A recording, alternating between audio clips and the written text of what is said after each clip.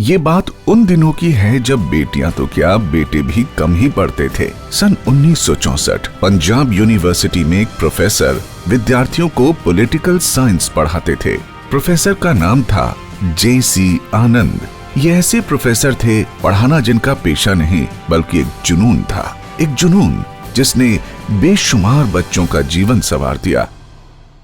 Professor J.C. आनंद के यहाँ 3 बेटियां हुई। बड़ी बेटी मीनाक्षी, मंझली उर्वशी और सबसे छोटी का नाम था केसनी।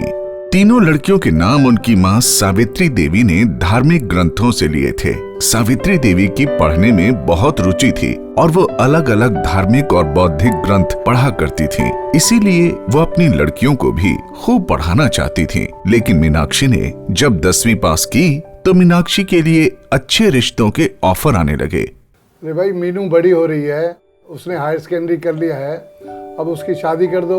इसी उम्र में सावित्री की भी शादी हो गई थी। अजय तो सोचा नहीं। बहुत अच्छा रिश्ता आया है, खानदानी लोग हैं, बहुत अमीर हैं, कुड़ी खुश रहेगी। और आज वो रिश्ता मांग रहे हैं, बड़ी उम्र होने पर रिश्ते कहाँ मिलते हैं आजकल। मैं सावतरी नाल गल करके बताना फिर जैसा भी हो।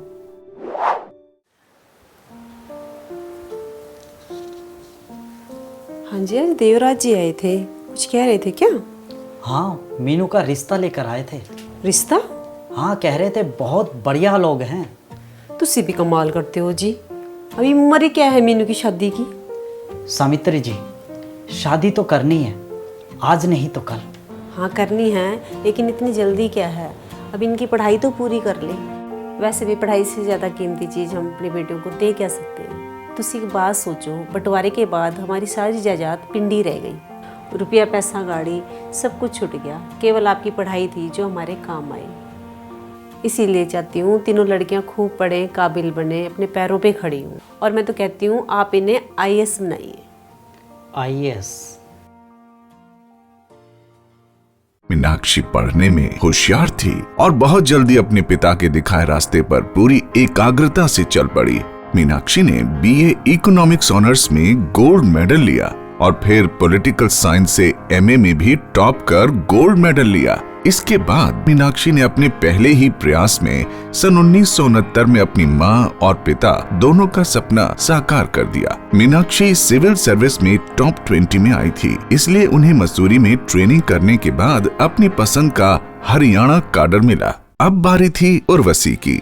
Professor J.C. आनंद ने उर्वशी की भी वैसी ही तैयारी शुरू करवा दी जैसे मीनाक्षी की करवाते थे। पॉलिटिकल साइंस से MA में टॉप करने के बाद उर्वशी ने सिविल सर्विस की परीक्षा दी और अपने पहले ही प्रयास में सन 1975 में उर्वशी भी IAS बन गयी। उर्वशी सिविल सर्विस की परीक्षा में टॉप 10 में आई थी, इसलिए उन्हें भी मसूरी में IAS की ट्रेनिंग के बाद अपनी पसंद का हरियाणा कैडर मिला।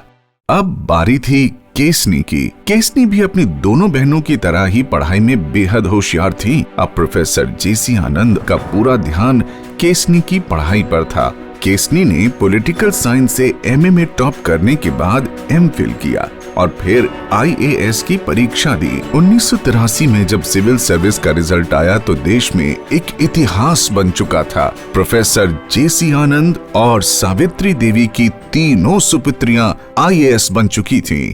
मीनाक्षी, उर्वशी और केशनी तीनों हरियाणा कैडर की IAS ऑफिसर बन चुकी थी और किसी भी माता पिता की तीनों बेटियां IAS ऑफिसर बनी हो, ये देश का पहला और अकेला उदाहरण है। लेकिन कहानी यहाँ खत्म नहीं होती, क्योंकि अभी तो जाने कितने इतिहास लिखे जाने बाकी थे। IAS बनने के बाद प्रोफेसर J.C. आनंद ने समयानुसार बेटियों की शादी करवा दी। शादी के बाद बड़ी बेटी मीनाक्षी आनंद चौधरी के नाम से जानी गई, मझली बेटी उर्वशी गुलाटी और सबसे छोटी बेटी केसनी आनंद अरोड़ा के नाम से जानी जाती हैं।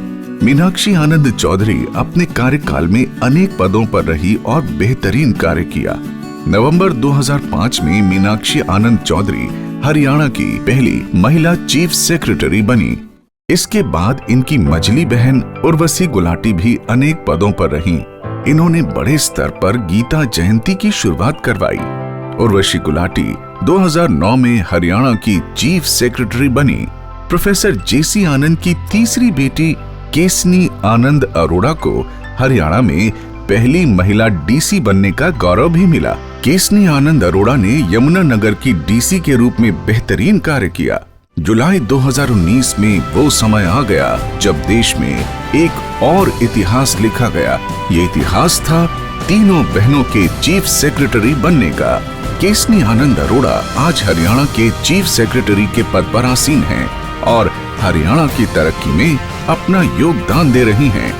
ये देश का पहला ऐसा उदाहरण है जिसमें 3 बेटियां आईएएस बनी हो और तीनों बेटियां ही चीफ सेक्रेटरी के पद पर पहुंची हों। केशनी के चीफ सेक्रेटरी बनने पे वो कहानी पूरी हुई है जिसे मेरे पेरेंट्स ने शुरू किया था, और मेरी बहन मीनाक्षी आनंद चौधरी उसकी पहली कड़ी थी। मैं बीच में आई और आज केशनी है।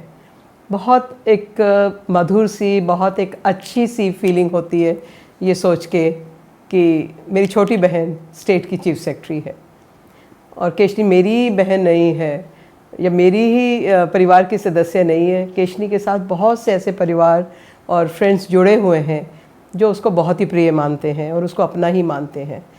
ये तो तब देखने को मिला जब केशनी का एक्सीडेंट हुआ जिसमें वो घायल हुई और उनकी बेटी घायल हुई, और जिस तरह से हरियाणा और दिल्ली से लोगों की भीड़ उमड़ के आई तो हमें ये पता लगा कि केशनी सिर्फ हमारी ही नहीं है, केशनी बहुत से परिवारों की है। बहुत अच्छा सा लगता है कि जिसको मैंने एक छोटी सी बच्चे के रूप में देखा था जब ये मेरे पेरेंट्स हॉस्पिटल से केशनी पैदा हुई और घर लाए थे, और आज वो एक स्टेट की चीफ सेक्रेटरी है। और I sometimes think I am very blessed, I am very fortunate to have a younger sister like her. One quality about Keshni is her sincerity. The sincerity towards her official work. She had been a very dedicated officer, that I know. She has worked very hard. And then her sincerity towards her own family, to my family, to her friends. She is a go-to person for her friends in case of any health issues are there, especially amongst the friends. And her dedication and hard work, I would cite one example, that when we were in Australia in 1997, when she was pursuing her MBA course, there were about 6-7 officers also, and she got into that competitive mode that she has to top in the examinations.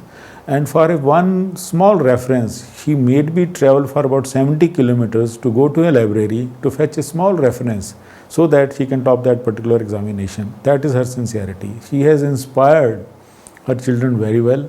I wish her all the best for this tough assignment. I am sure she will put her best foot forward and will come out successful in this particular tenure also.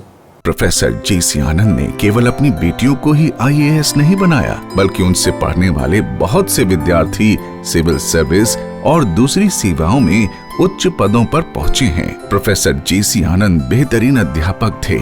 उनके व्यक्तित्व के सम्मान